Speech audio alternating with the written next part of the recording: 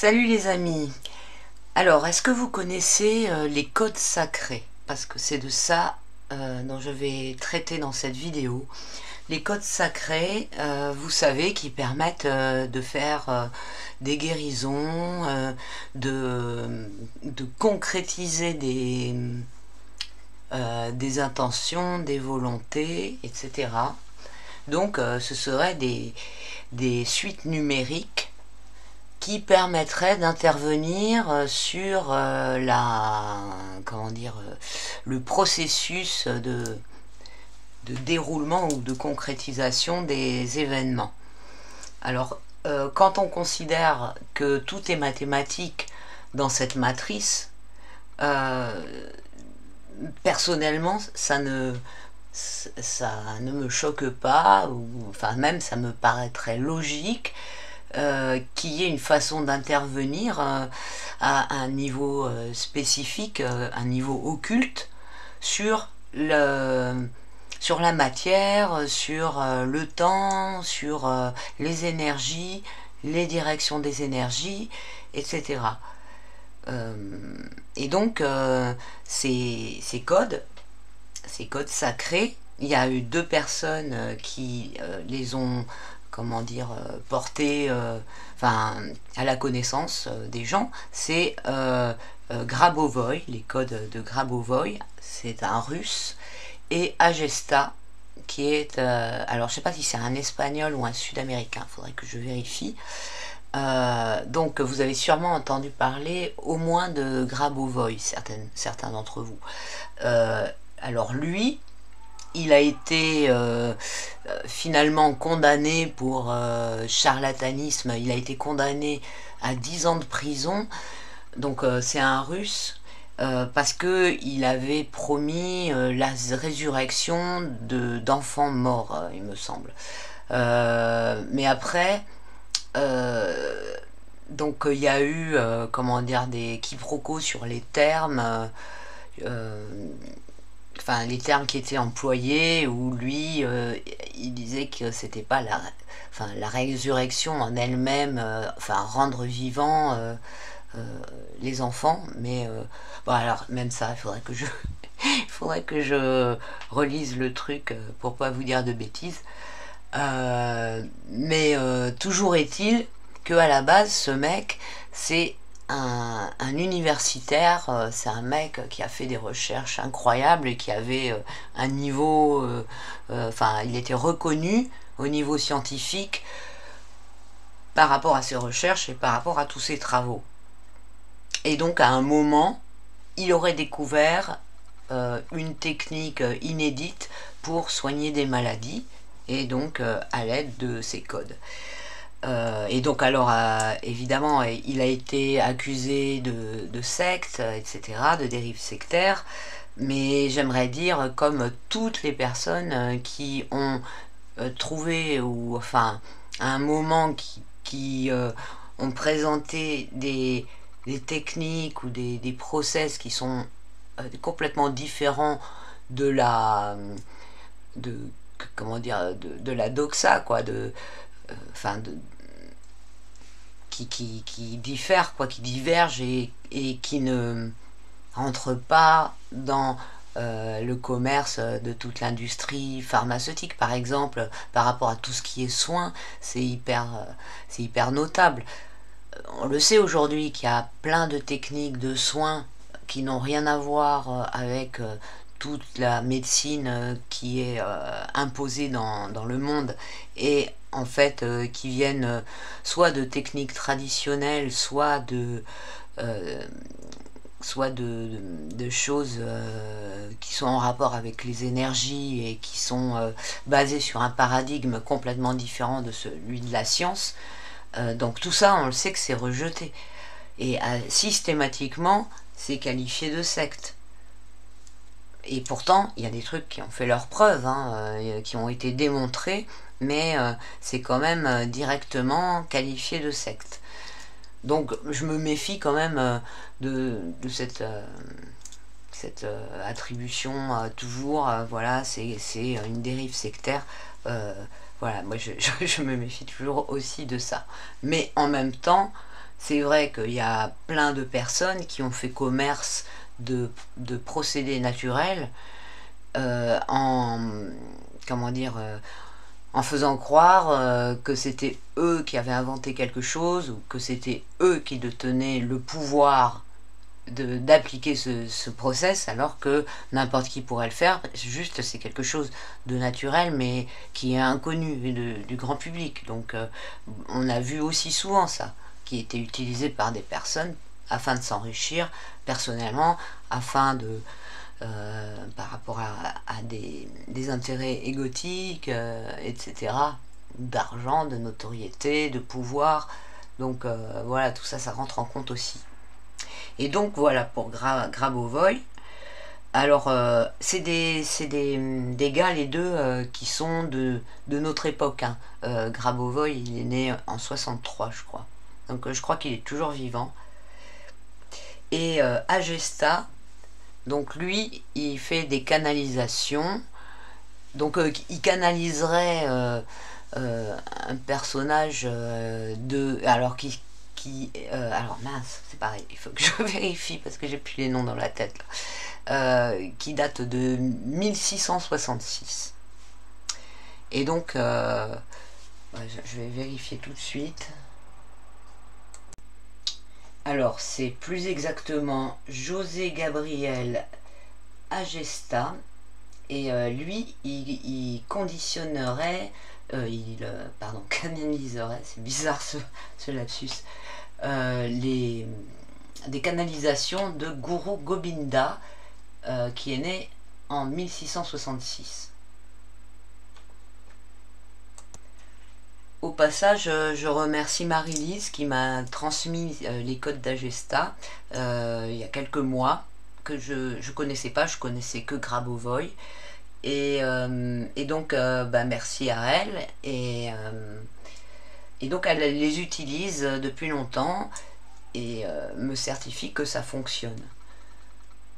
Mais bon, en même temps, on sait que la conscience créatrice est si forte qu'à partir du moment où on a une croyance en un processus ou quelque chose, une croyance, une foi hyper forte, il y a comment dire, ce qui se déclenche, c'est le processus de création par la conscience, quoi. Et donc qui permet l'auto-guérison et la concrétisation de choses et plein de choses incroyables, parce qu'on a une puissance de conscience créatrice incroyable qu'on n'utilise pas. Mais comme ça passe par la foi, la confiance et l'intention, enfin plein de forces intérieures qu'on déploie à ces moments-là, ça se rejoint. C'est comme une façon d'accéder à ce pouvoir intérieur, quelle que soit la technique, que ce soit par des codes ou par autre chose. Mais ceci dit, ça ne m'étonnerait pas que la technique de code, enfin qu'avec ça on puisse intervenir que ce soit qu'il existe des sortes de formules magiques à base de code. Et déjà c'était un truc que j'avais pensé par rapport aux personnes qui interviennent sur la matière et à distance, ou qui arrivent à changer l'état de la matière, pas forcément à distance, mais avec une intervention avec physiquement, quoi, en la touchant ou voilà, en intervenant dessus. Et j'ai souvent pensé que pas que c'était des trucages justement de vidéos ou enfin voilà, des trucages d'illusionnistes, mais qu'il y avait un accès évidemment par le biais d'entités à pouvoir intervenir là-dessus, quoi. Donc ça rejoint ça, quoi. Et on sait que il y a beaucoup de choses qui, enfin tout passe par le verbe, que ce soit des formules verbales ou des codes numériques.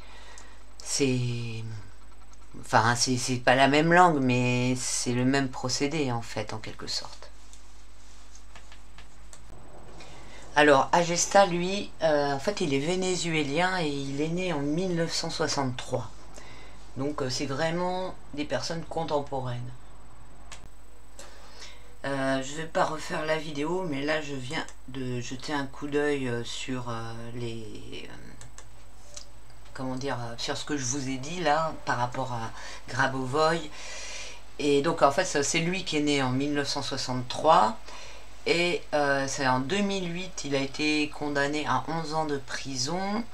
Par rapport à des familles de victimes de prise d'otage, de la prise d'otage de Beslan, à qui il avait promis de ressusciter les enfants. Et donc il y a une histoire de gros sous là-dedans, enfin de gros, je sais pas s'ils sont gros ou pas, mais une histoire d'argent, où l'accusation c'est par rapport à la somme qui a été déboursée, et la défense dit que cette somme était pour assister à une conférence et non pas par rapport à la soi-disant résurrection. Donc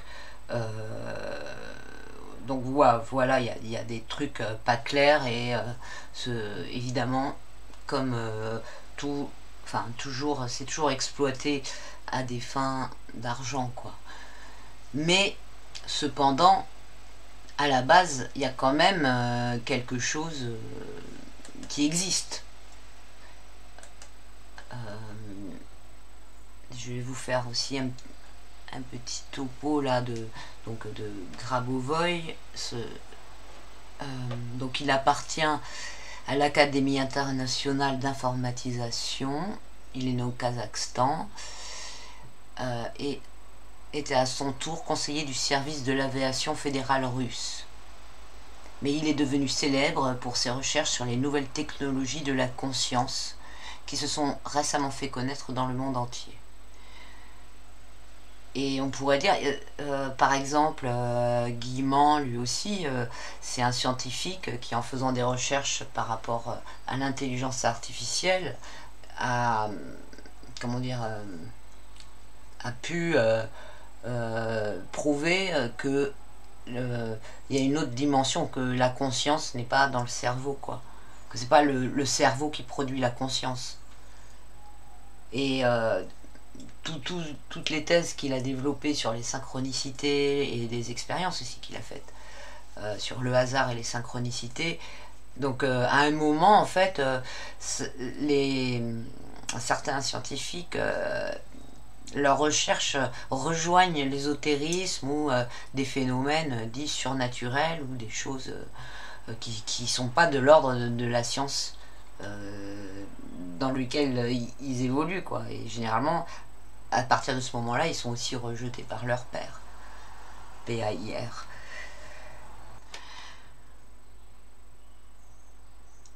Alors, donc Grigori Grabovoi, créateur des codes sacrés, possède de nombreuses capacités, dans lesquelles peuvent être citées la capacité de faire une description précise du caractère et de l'apparence d'une personne en connaissant simplement ses noms de famille.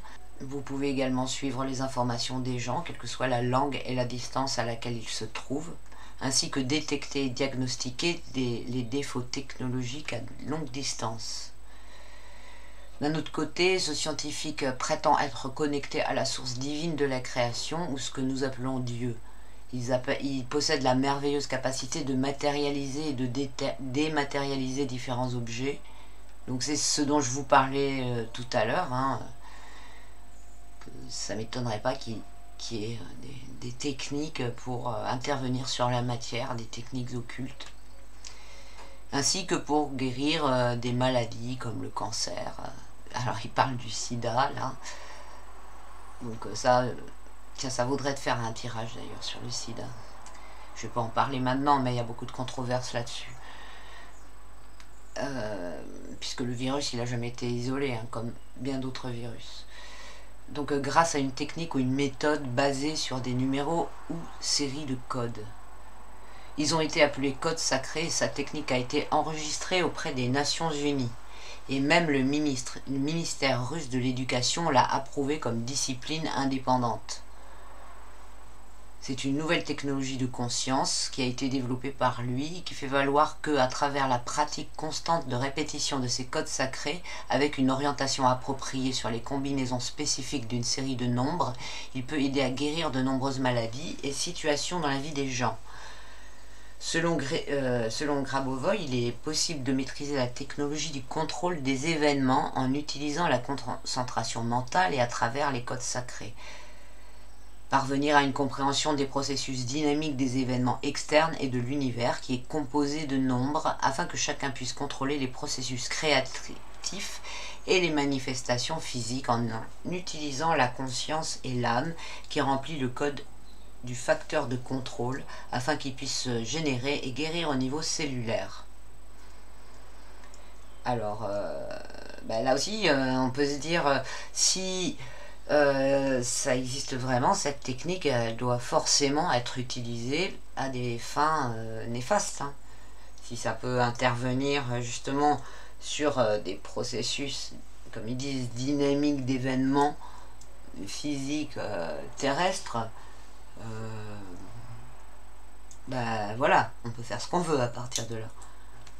Dans ce sens, grâce à l'information qui fait partie de la vie quotidienne des êtres humains, la connexion du monde et la modification de ces connexions changeraient le système mondial d'une manière holistique en utilisant la conscience et les sensations comme outils pour ce changement. C'est ainsi que, sur la base des principes que nous avons expliqués, Grabovoi a développé des exercices de concentration mentale à appliquer dans différentes parties du corps et à atteindre la guérison, lesquels sont basés sur des répétitions de codes sacrés qui représentent des codes de vibration avec lesquels on cherche à atteindre la normalisation des conditions physiques et mentales de l'organisme. Car selon Grabovoi, toute maladie apparaît comme une conséquence de la déviation de la norme. Voici quelques-uns des codes sacrés et à quoi ils servent. Alors, 519 7148. Ceci est le code qui signifie « tout est possible ». Et comment on peut observer? Comme on peut observer, il a un espace entre les deux séries de nombres, c'est-à-dire 519 plus loin, 7148, ce qui signifie qu'il doit faire une pause dans cet espace, inspirer et expirer. Et avec beaucoup de concentration, pensez à obtenir ce que vous voulez, puis terminer de prononcer la séquence. Tenir compte du fait que les espaces dans les séquences doivent être respectés tant à l'écrit qu'à l'oral, car c'est à vous de penser à ce que vous demandez à l'univers. Il est important de garder à l'esprit que ce processus de concentration sur le nombre ou les codes sacrés doit être effectué par la personne atteinte d'une maladie. Cependant, une autre personne peut le faire en prononçant d'abord la série 3, 1, 9, 8, 1, 7, 3, 1, 8, ce qui signifie macro salut. Puis prononcer mentalement ou oralement la série de nombres requises pour le cas particulier traité. Demander la permission à l'âme du malade pour ne pas violer son libre arbitre. Il existe de nombreuses séries de chiffres. Nous présenterons ci-dessous quelques résumés et dans un prochain épisode, nous en présenterons d'autres. Alors 5, 5, 5, 5, 5, 5, 5. Donc 1, 2, 3, 7 fois 5. Cette série sert à demander qu'une assimilation claire et rapide des enseignements nous parvienne, tandis que la série 1, 8, 8, 8, 8, 8, 8, 9, 1 est utilisée pour demander que la conscience se développe. Et un autre similaire au précédent, 1, 8, 8, 8, 9, 4, 8, c'est réaliser un changement de pensée négative et d'événements liés à la prospérité afin d'y accéder. Aussi, la série 7, 1, 4, 2, 7, 3, 2, 1, 8, 9, 3 sert à demander la normalisation des finances et la prospérité. Enfin, nous avons d'autres séries simples comme 7, 1, 9, 3, 1 qui est utilisée pour demander une protection contre tout danger en tout. Et si vous avez besoin d'une aide immédiate, vous devez prononcer la série 9, 3, 8, 1, 7, 9. Mais si ce dont vous avez besoin est de retourner sur le chemin de Dieu le Créateur, prononcez l'un des codes sacrés les plus sublimes, comme la série 1, 9, 7, 1, 2, 8, 9, 3.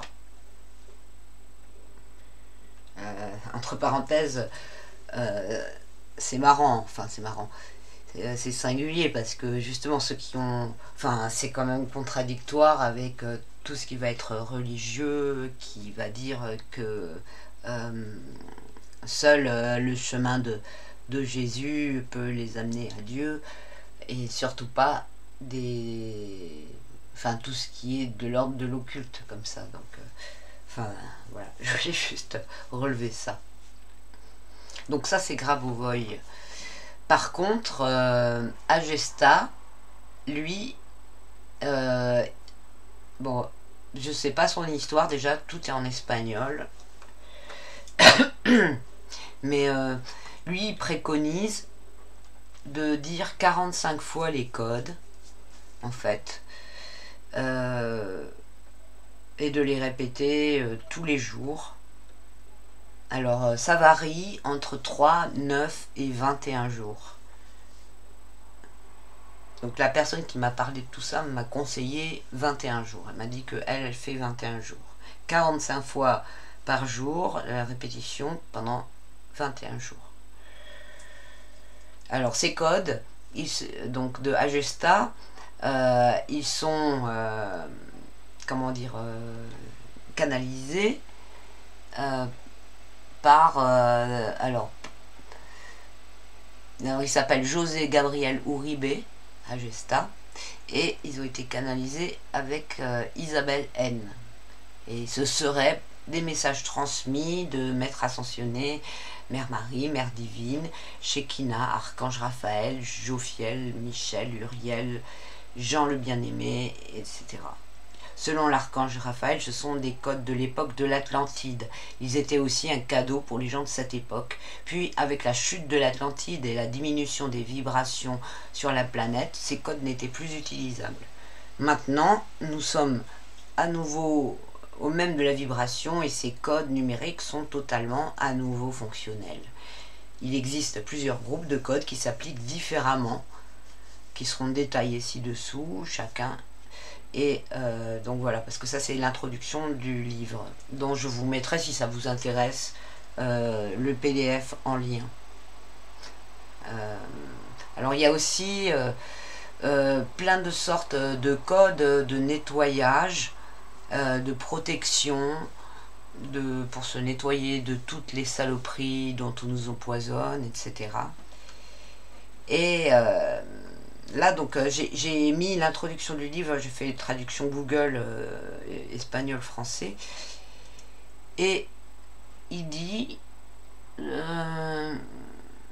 il parle des codes alimentaires, il dit les codes alimentaires ne sont inscrits qu'une seule fois sur l'emballage ou la mise en conserve de l'aliment, nourriture. Les espaces entre les chiffres doivent être respectés lors de leur écriture. Alors, j'imagine qu'il propose d'inscrire des codes numériques sur les emballages pour sûrement contrer des empoisonnements ou des trucs comme ça. Mais du coup, je me dis, tous nos emballages, ils sont déjà codés. Ils ont déjà avec les codes barres et la série numérique qui est dessous, laquelle intègre des espaces qui sont hyper importants à l'intérieur, comme là où ils disent que tous les espaces entre les chiffres doivent être respectés, c'est hyper important. Donc est-ce que ce serait pas un empoisonnement supplémentaire si en fait il y a vraiment cette influence numérique sur la dimension physique? Est-ce que ce serait pas un empoisonnement supplémentaire qui nous aurait rajouté de coller tous ces codes sur toute notre nourriture, soi-disant code barre pour le côté commercial, alors que si ça se trouve c'est un empoisonnement occulte. Franchement, du suite, c'est à ça que j'ai pensé. Hein. Alors, il dit, il existe des codes utiles pour la santé et d'autres qui nous aident sur notre chemin spirituel. Utilisez-les par amour pour vous-même et pour aider les autres.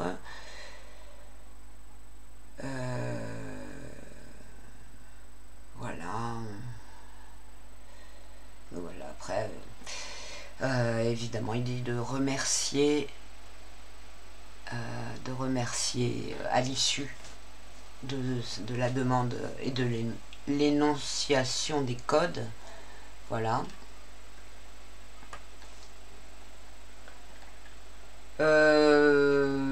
Donc ben, on va faire un tirage déjà pour voir est-ce que l'univers il fonctionne avec des codes alphanumériques, enfin pas alphanumériques, des codes numériques, et est-ce que il y a un pouvoir, enfin est-ce que il y a un réel,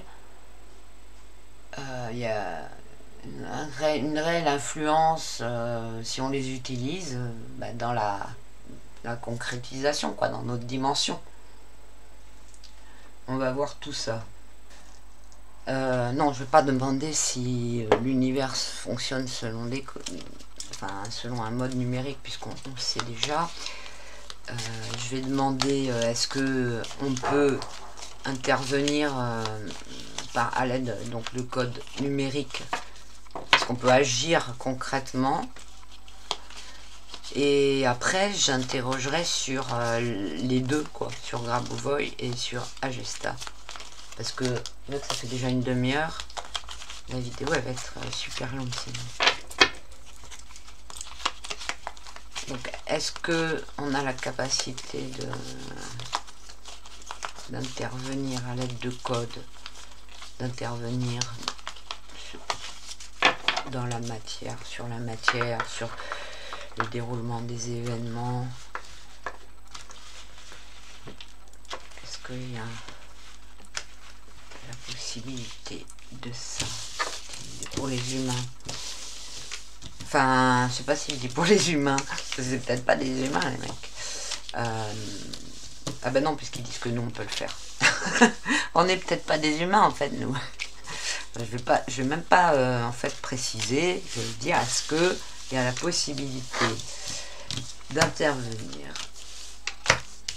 dans la dimension physique et sur le cours des événements à l'aide de codes numériques. Voilà. Est-ce que on a cette possibilité là?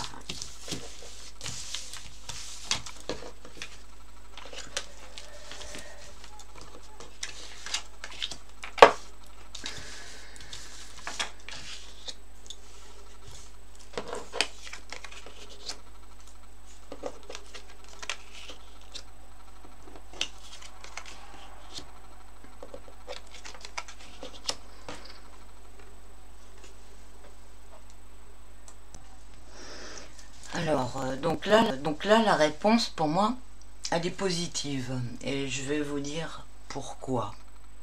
Avec le pendu à l'envers, on part d'une position de soumission, d'allégeance à quelque chose qui est beaucoup plus fort, qui est plus puissant et sur lesquels on a... Comment dire, on n'a pas de pouvoir. C'est cette chose-là, donc les codes numériques qui ont le pouvoir. Et donc, cette carte, elle va dire, en fait, enfin, je dirais qu'on n'est pas grand-chose, en fait, par rapport à ça. Et que c'est... Comment dire? Enfin, voilà, ça fait partie de l'histoire. Complètement. Le pouvoir, il est exprimé par... On n'a que toutes ces cartes positives. En fait, on a que celle-là qui est à l'envers, qui va exprimer le fait d'être soumis, quoi, d'être... j'allais dire de servir cette force, en quelque sorte. Donc là, elle est là, cette force, et là, on a... justement le processus de concrétisation avec l'empereur. L'empereur il réalise dans la matière, donc vraiment il intervient sur la matière. La papesse, elle va exprimer quelque chose, donc là on est en contre. Qu'est-ce qui fait obstacle? C'est le temps et le secret, quelque chose qui était caché pendant longtemps. Et là, avec la justice, c'est la justice, comment dire, il y a cette idée de décider, voilà, de prendre des décisions et d'établir des lois aussi. Donc des lois de fonctionnement. Donc par rapport à ces... Quand je demande à ce que ces codes numériques, on peut les utiliser justement dans la dimension physique, est-ce qu'ils ont une influence? Ça dit totalement oui. Et que justement ça permet de... Enfin déjà que ce sont des règles ancestrales, que ça se rapporte à la papesse, et qui permettent de faire des choix. Donc les choix de quoi? De ce qui se passe ou de ce qui se passe pas, j'imagine. Mais en fait, ouais, d'intervenir avec autorité sur quelque chose. Ça donne un pouvoir, en fait. Hein. En fait, ce tirage nous décrit que c'est une force qui est supérieure à nous, mais qu'on peut utiliser voilà, qu'on peut utiliser.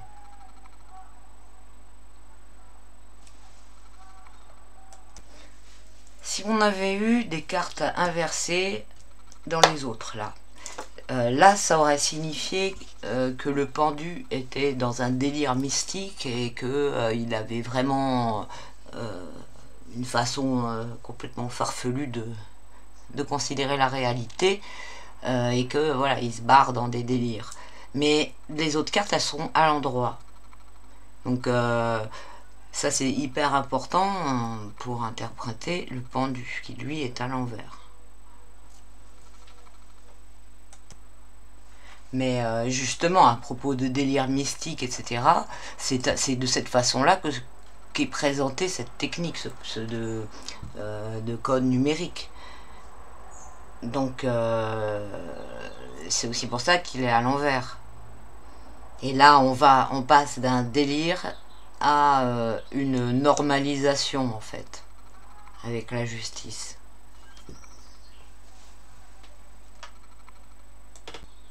Et je sais plus si je l'ai dit, mais la papesse représente le côté occulte, le fait que tout ça c'est caché.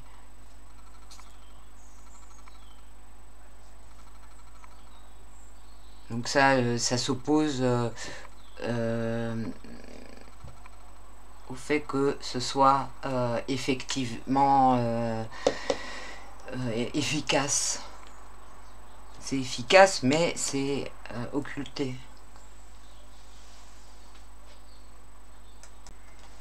Mais si on l'utilise, on obtient des résultats puisque c'est un procédé qui est ancestral en fait, qui fait partie de la réalité auquel on est soumis et attaché. Voilà comment je lirais ce tirage.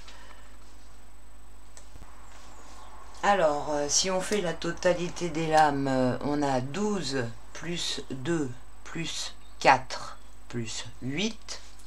Ça nous donne 26. Et 2 et 6, ça nous donne 8. Et on retombe sur la justice. Et oh, ma petite justice. La voici. Donc vous voyez, j'en parlais hier dans l'autre tirage que j'ai fait, que quand la lame de totalité retombe sur une des lames qui est sortie, c'est notable. Pour moi, c'est une sorte de validation du tirage. Et donc elle renforce forcément celle des lames qui est pareil. Donc là, c'est la réponse, c'est la justice, et donc c'est ce qui nous dit qu'on a le pouvoir d'utiliser ça et que ça sert pour trancher, pour décider, hein, et que ça fait partie des lois de l'univers en fait. Alors maintenant, on va regarder pour chacun de ces personnages, Grigory Grabovoy et comment il s'appelle, j'ai déjà oublié, Agesta, mais c'est quoi, Uribe, je sais plus, je vais vérifier entre temps. On commence par Grabovoi. Ouais, je vais remettre tout ça en place. Ouais, parce que je remets toujours les cartes dans l'ordre entre les tirages. C'est une façon de les remettre à zéro pour moi.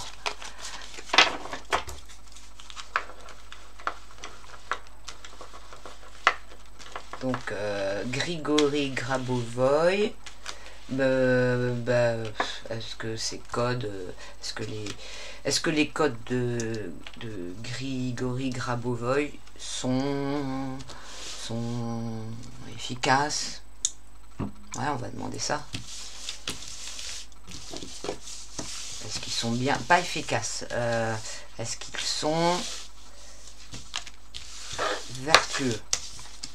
Parce que il pourrait très bien aussi y avoir un piège et les codes qui provoquent autre chose et qui, par exemple, qui provoqueraient l'inverse que de ce qu'ils sont prétendus faire. Si vous saisissez ce que je veux dire. Donc on va demander, est-ce que les codes de Grigori Grabovoi sont efficaces? Non, sont vertueux. Sont bienveillants, sont bons, vertueux, tout ça, tout ça.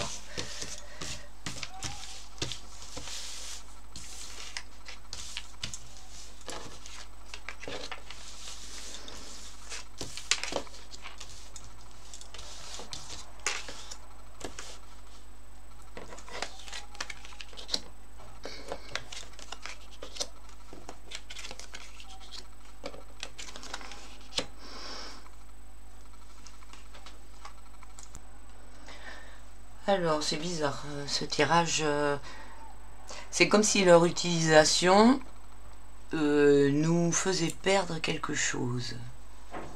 Il y avait un transfert de quelque chose vers autre chose. Alors, de quoi? D'une énergie personnelle, donc qui est bonne à la base, enfin l'étoile. C'est comme si ça demandait de pervertir quelque chose, en fait, ou de perdre quelque chose. Là, il y a cette déperdition de force, d'énergie avec la force à l'envers. Donc, il vient en haut pour dominer le truc, dire que voilà, c'est comme ça. Et ça rend quoi? Ça. Là, le mât, il est hyper marginalisé, il a plus rien. Et il lui reste. Enfin. Il ne reste que la spiritualité, en quelque sorte. Et là, avec la lune, on a le côté obscur. Bon, elle n'est pas à l'envers, mais il y a un lien, quoi. Elle vient du côté négatif. Comme s'il y avait quelque chose... là, ce côté obscur de la lune, ça peut être... ouais, ça peut tout à fait signifier les rituels, les choses qu'on fait... oui, comme... c'est une sorte de rituel de réciter des séries de chiffres. Et là, on a la créativité, l'inspiration, plein de choses qui sont très belles, etc. C'est comme s'il y avait une déperdition de ça vers ça, quoi, et que ça fait perdre de l'énergie. Et donc le mât, après, il se retrouve dénué de plein de choses, ou alors ça nous dit... ah oui, c'est l'argent aussi, ça, la lune. Ça peut aussi dire de ne pas faire d'argent avec, et de garder juste le côté spirituel,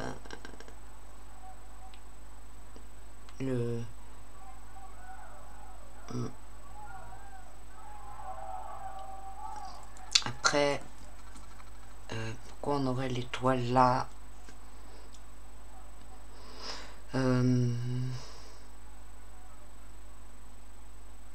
Ouais, il y a un impact sur quelque chose à ce niveau de la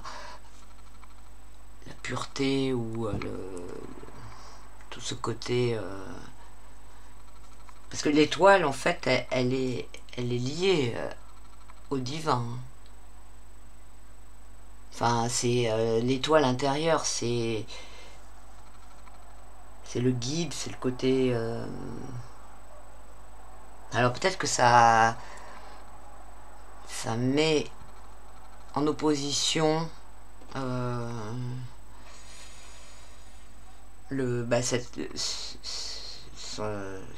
l'étoile personnelle avec cet astre de la lune qui est plus puissant en fait.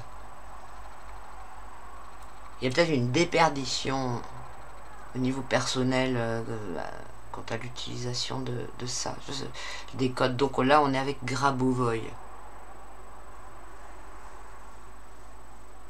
C'est pas hyper mauvais en soi hein, cette carte, mais ça doit prévenir de faire attention à certaines choses.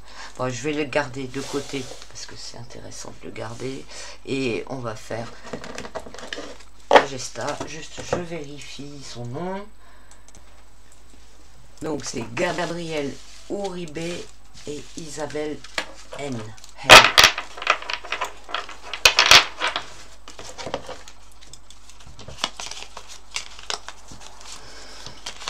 Alors, qu'en est-il pour les codes d'Agesta? Est-ce qu'ils sont vertueux, bienveillants,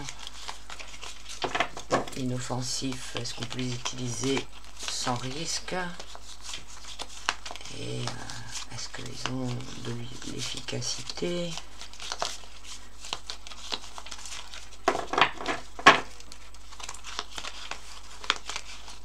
Donc les codes d'Agesta canalisés par Gabriel Uribe et Isabelle Hen.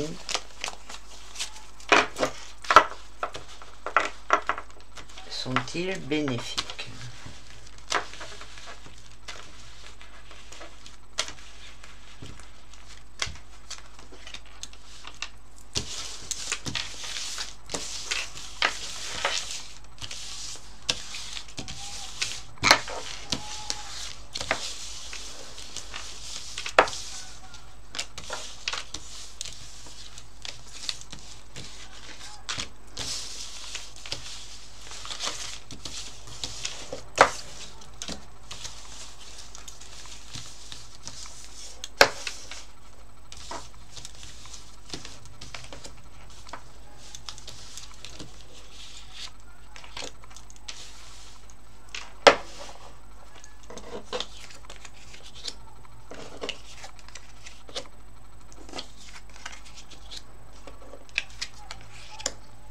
C'est intéressant. Là, vous voyez la différence d'énergie entre ces deux tirages pour la même question. Deux personnes différentes, mais la même question.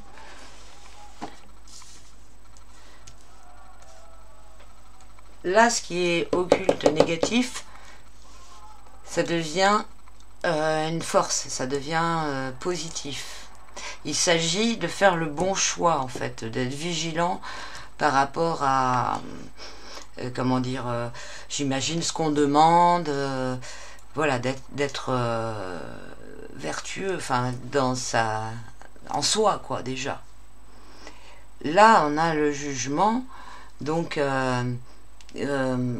c'est l'annonciation, là, il y a la révélation de ces codes, il y a, voilà, ils sont communiqués, et c'est le bon moment, quoi. Ils sont prêts, c'est prêt maintenant pour être utilisé.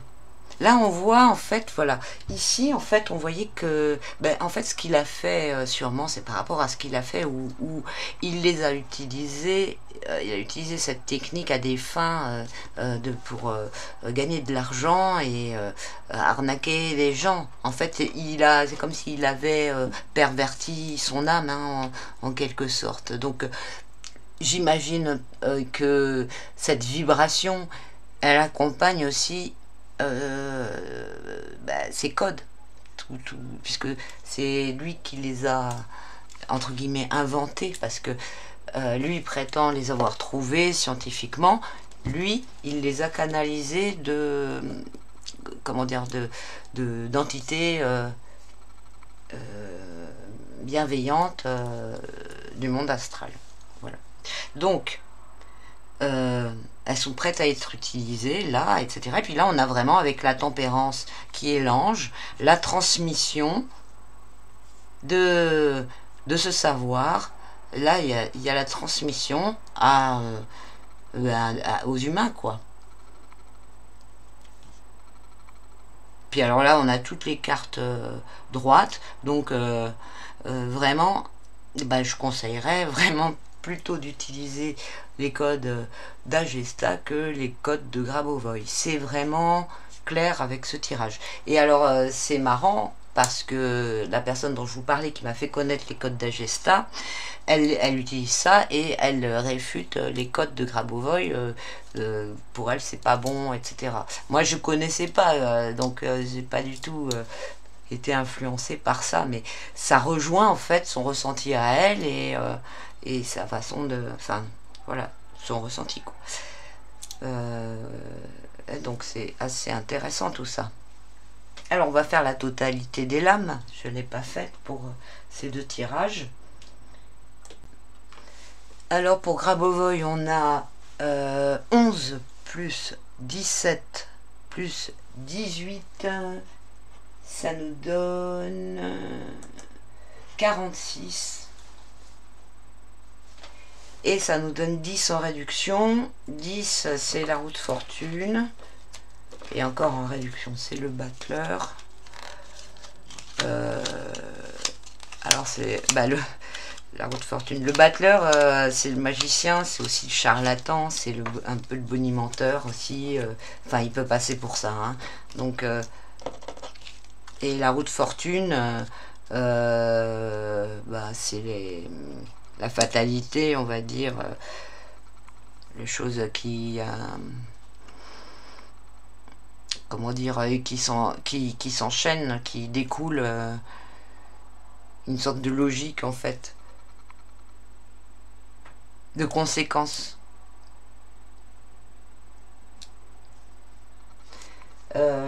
Pour l'autre,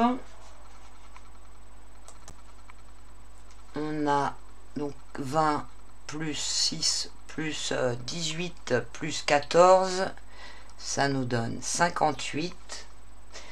58 qui nous donne 13 en réduction et 4, donc 13 c'est la lame de la mort, son nom, et 4 c'est l'empereur.